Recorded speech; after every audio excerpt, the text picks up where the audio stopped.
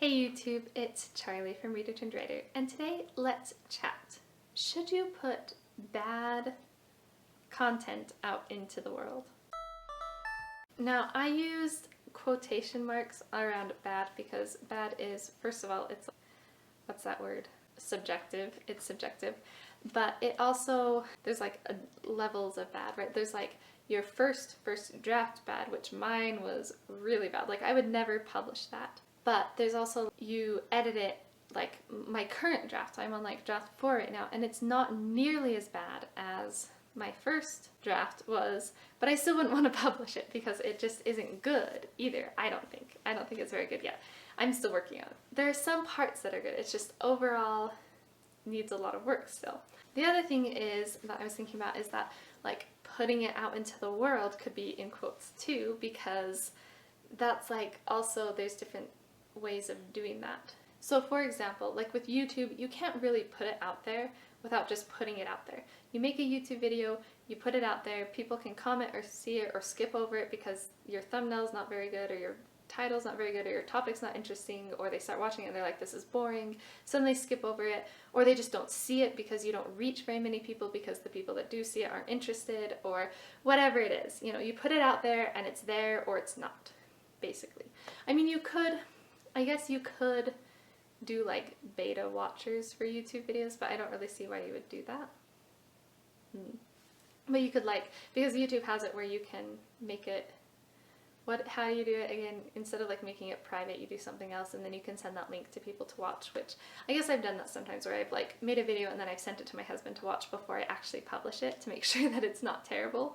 So I guess I kind of do that with YouTube too, but with my book, I would never publish my first draft, but I actually started having my writing group read my first draft and I actually really liked that. So with the question, before I go into that more, with the question, should you put bad content out into the world? I personally think that you should. That doesn't mean you should publish your first draft. It doesn't mean you should publish your first book if you don't think that it's good yet. But I don't think it's bad to do that either. And I definitely think that you do need to get it out to where people are seeing your stuff if you're creating something, whether it's YouTube videos or a book, or like my husband, he makes video games, and he talks about how when you're making video games, it's really important to get feedback really early on, because programming is math, so it's very like builds on top of itself. You know, like writing is that way too a little bit, but you'd be surprised at how you can make really small changes to something previously and then it flows really well with big changes that you've made later on. Where with programming, you like change one thing and it like breaks the whole game, right? And so you have to get feedback really early on before you program the whole game, so that as you are programming it, you have the right designs in mind, so that if you don't have to make a really big change, you don't have to change all of the code all throughout the game. And I think writing is like that too. I think the earlier you get feedback, the better it's going to be, because it's less work to change it the earlier you do it, sometimes. So like an example, in my writing group last week, they were reading the ending, and I had rewritten this ending 3 times. Because I wrote my ending, and I didn't know about Save the Cat. And then I was like, oh crap, I didn't have a lot of the middle, and I basically didn't have a lot of the ending. I had like a Hightower surprise, but I didn't have like a Storm the Castle and stuff, and so it was like missing stuff in the ending. So I basically rewrote the ending so that it didn't. But then it had like 2 Hightower surprises and just wasn't as good. And I didn't love it. So then I had this idea for like changing my All Is Lost, but it like changed the whole ending, so I rewrote it again. So that's the 3rd time I've rewritten the ending, right? So now I'm submitting it to the writing group. I don't love the ending still. Something feels off about it. Well, we're talking about it and brainstorming about it, and my Hightower surprise basically didn't have anything to do with my character arc. And by the time we reached the character arc, my character felt like she already had completed her character arc and didn't have any more to grow. So then it was like pointless, and that was the main problem with it. So we brainstormed it and figured out like a new Hightower surprise. Well, now I'm rewriting it again for the 4th time, which is good. I'm not discouraged about that, because honestly this Hightower surprise is going to make my book way better, and I'm using this novel as like practice. I am planning on querying it, but I'm literally only planning to query it for practice so I can learn how to query, because that's a whole process and learning process and everything. I'm not expecting to publish this book. I just want to learn to be a better writer. I want to learn more about how to write my next books better. I want to learn about the whole process so that the next time I write a book, I have a chance of being published, if that makes sense. And I still don't expect to get published with my next book, but at least I'll have like a chance because I'm better than I was before.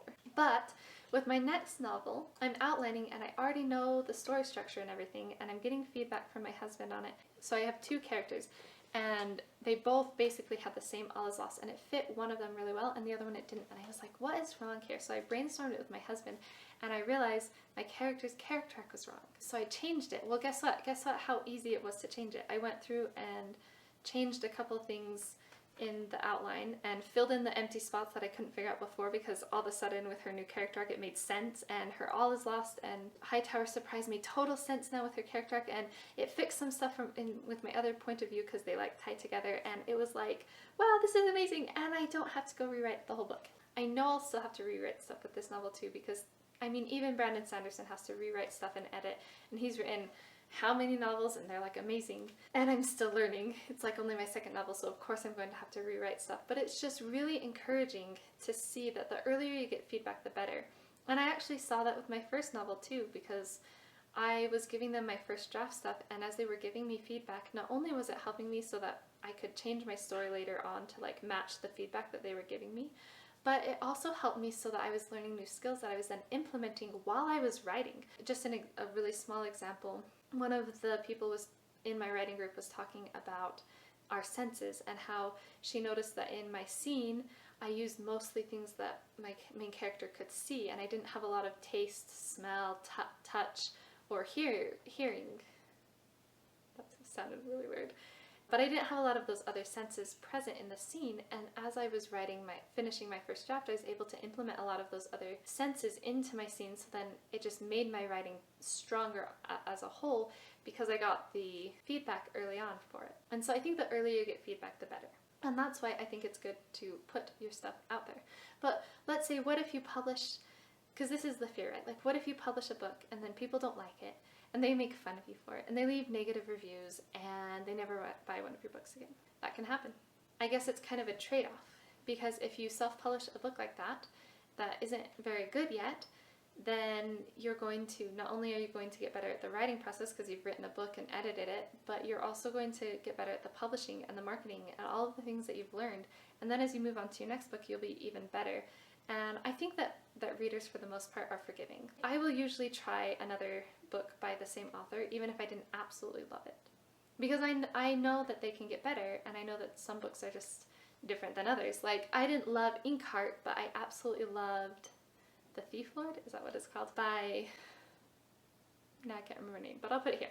She's like really famous, so I don't know, I can't think of her name right now. But I didn't love Inkheart, but I absolutely love The Thief Lord. I think it's like one of my favorite books. One of my favorite middle grade books. One of my favorite middle grade fantasy books. I don't know, it's really hard to pick a favorite book, but I really liked it. So I think authors, and like, I read The Thief Lord after I read Inkheart, so I think people are mostly forgiving of authors. If they don't love one book, they're willing to try another one still. Most of the time. And maybe sometimes you will put something out there that's not as good, and people won't read more of your books because of that. But that will happen even if you're good. Gail Carson Living is one of my favorite authors, and she has books that I don't love. That if I had read that one first when I was a child, would I have read more by her? I don't know. People have different tastes and preferences, so the other reason that you should put stuff out there even when it's not like the very best is because things are very subjective. I was reading a review of a fairy tale book that I didn't like, and they like put Ella Enchanted down in the review, and I was like, how could you say that? I love Ella Enchanted and this book is trash. You know, it wasn't actually trash. It just wasn't my favorite fairy tale book, but I love Ella Enchanted, and for her it was the opposite. So it was just funny to see that, and that's why, because good is so subjective, like where do you, what's the line? When do you finally start showing people? When do you finally start publishing? You know what I mean? Like, when is a book going to be good enough to query? Is it ever going to be good enough for you to query it or publish it or whatever? If you have like this arbitrary idea in your mind of how your work needs to be perfect, and just starting to put your stuff out there is a really good way of getting over that and making sure that you aren't holding yourself back when you could be putting your stuff out there and people could be really enjoying it. This is another reason, even when things aren't absolutely amazing or the best book ever, they can have a really strong impact on people still, and people can still really enjoy them. So one example of this that I have for me is when I was younger, I was like a teenager, there was a book, and she must have been an LDS author, because it's like this spy book, but the spy like gets converted to the church. And I remember there was like this whole series of them. There was like emeralds and espionage was the first one, and then there were a whole bunch. I think there was diamonds and sapphires, and I don't remember. And then they'd have like another word there that started with S for sapphires. I loved the books. I devoured them. They had a really big impact on my life. And then I grew up and I remembered them and I found them again and I read one of them and I was like, this is actually, the writing itself is actually not very good, in my opinion. She tells instead of shows, and the dialogue's awkward, and I can't remember everything. It just didn't flow well. Some books flow really well. The plot was good, the characters were fine, but the writing itself was just not what I remembered it being. But it still had a really big impact on me, and I'm really glad that she published those because I loved those. It's sad to me to think that if she thought that because her writing wasn't good enough that she couldn't publish them, and then I wouldn't have gotten to read them and have that influence in my life. Your work doesn't have to be perfect to make a good impact. And the same holds true for YouTube videos. There are people out there whose YouTube videos are not as good quality. They don't have as great sound quality, or maybe their videos are dark and not light, or I don't know. They don't edit them or whatever, but that doesn't mean that their videos can't make a good impact. I can think of so many channels where they don't actually edit their videos, and I love their videos and they uplift me and they make me a better writer, or I just enjoy watching them. And they don't edit their videos, and if they edited them, would they be better quality? Probably. But that doesn't mean that they can't put videos out there that aren't really great quality. So here's another reason to start putting stuff out there, because as a beginner you aren't going to be good. That's just kind of how it is. You are not going to be good as a beginner at writing, at making YouTube videos, whatever. I remember when I started making YouTube videos, I did have like a fairly decent camera. I didn't have anything for sound, and I didn't have a tripod, so I'd like stack up a whole bunch of books on a stool and film with my camera on top of there. And I actually didn't have a bookshelf set up at the time. All of my books were in boxes because we were in a small apartment, and we had one small bookshelf that had all of our children's books on it. So I sat in front of my children's books bookshelf for my videos, which is so funny to me. And I was so awkward in front of the camera. I was really nervous. I didn't know how to be. I wasn't comfortable in front of a camera. I had no idea what I was doing. I had no idea where my audience was or who I was even talking to or anything. I just started making videos. But as I was making videos, I got better. I bought a tripod. Now I've switched to my phone. I have like a microphone, and I want to get even better. Like there are things that I still want to change to do better. And I have this beautiful bookshelf now that I can film in front of with all of my beautiful books that I love. I just feel a lot more comfortable in front of the camera. I don't feel quite so awkward as I did before. And that makes a big difference when you're filming a video.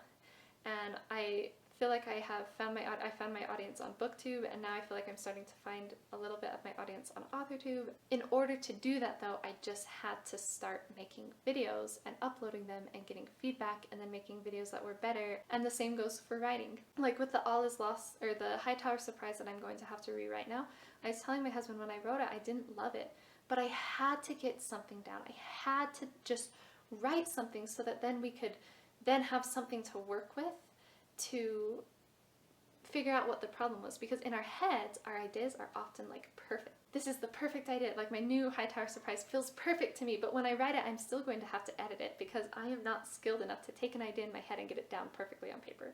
Once we get them down, then we can see problems a lot easier, and we might not even be able to see the problem. I know for me, a lot of times what happens is I either don't see the problem, like I don't recognize that there's a problem.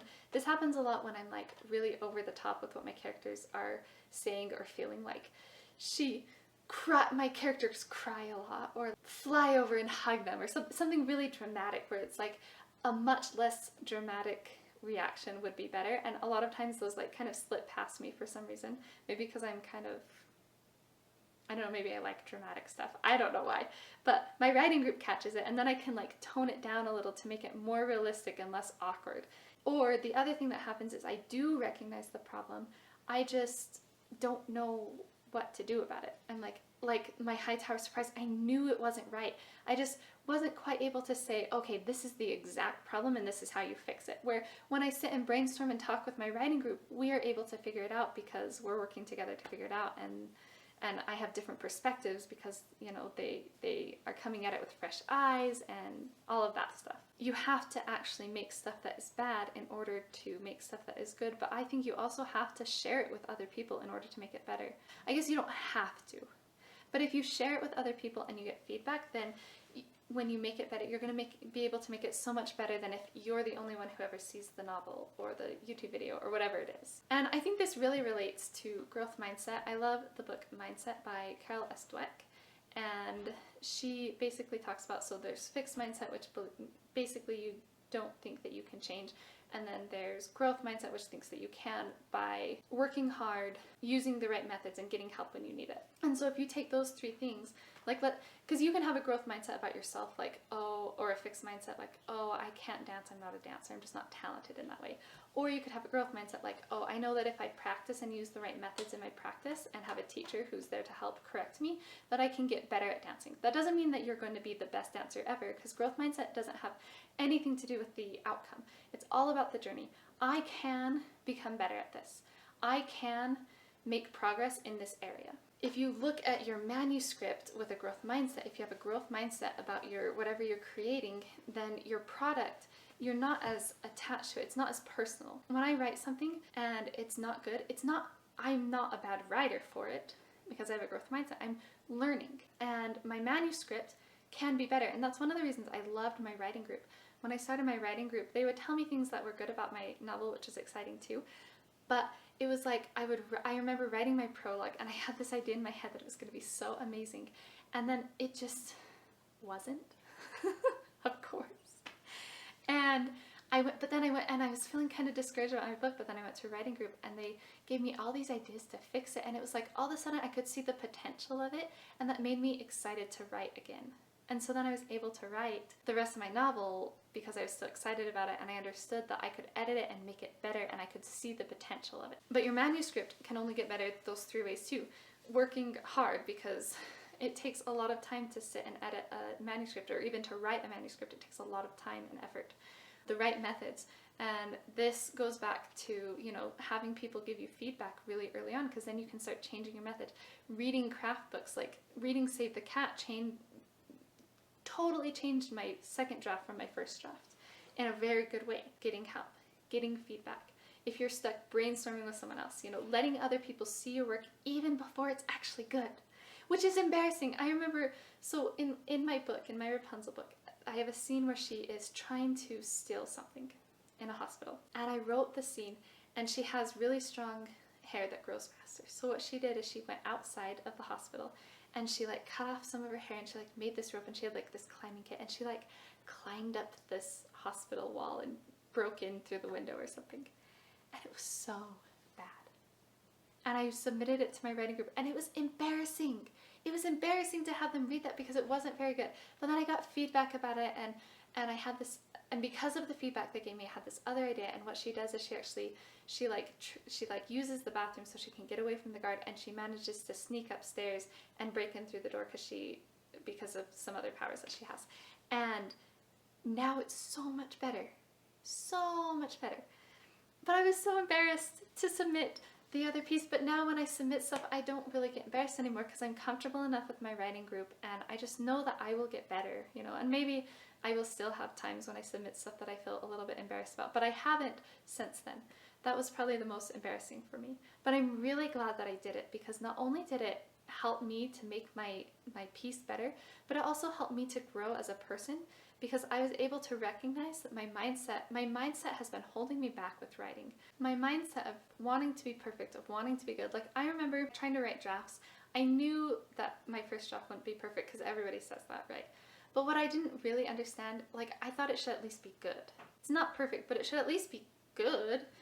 And so then I would sit down to write, and I'd be like, yeah, this isn't good. My idea is so good. I'm so excited. I'm going to sit down and I write 10,000 words or 20,000 words, and then I'd be like, yeah, this isn't good. So then I'd stop and I'd quit. And then I'd be like, and I'd hate writing, and it got to the point where I was trying to force myself to write when I didn't even like writing anymore, and it just reinforced that I didn't like writing, and I had to unlearn that.